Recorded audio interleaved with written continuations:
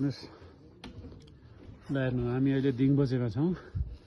यो चाहिँ 4385 मिटर छ। यहाँ 4410 लेखेको छ। अब हिजोदेखि हिउँ परेको छ। राजौरीको हिउँले यस्तो छ बाटो। घरका छत यस्ता छन्, डाँडा काँडा यस्तो छन्। र हामी आएको बाटो चाहिँ यो बाटो हो। त्यहाँदेखि गुम्बा देखिन्छ।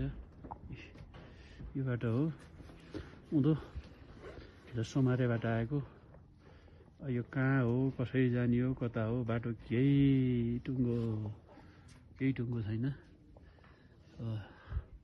बाटो पुरै छैन। अब यो चाहिँ नपग्लेसम्म न उँधो न यहीँ बस्छ मायालु यस्तो छ। यही हेर्न आएको, यही देखियो। हामी यहाँ गोर्खाभित्र बल्ल बसिरहेछौँ। -6 छ अहिले। अघि 6 बजेको -8 थियो। आज चाहिँ म्याक्सिमम -1 डिग्री हुन्छ। त्योभन्दा माथि तात्नेवाला छैन। तर त्यस्तो कालो बादल आयो, त्यसले गर्दा इट्स भेरी डिफिकल्ट। हाम्रो ताल 2टा सिराग्रास स्लिपिङ ब्याग। त्यसमा सर्जीको हालत यस्तो छ। कसो दिएको छ, रातभरि गाह्रो भएको छ।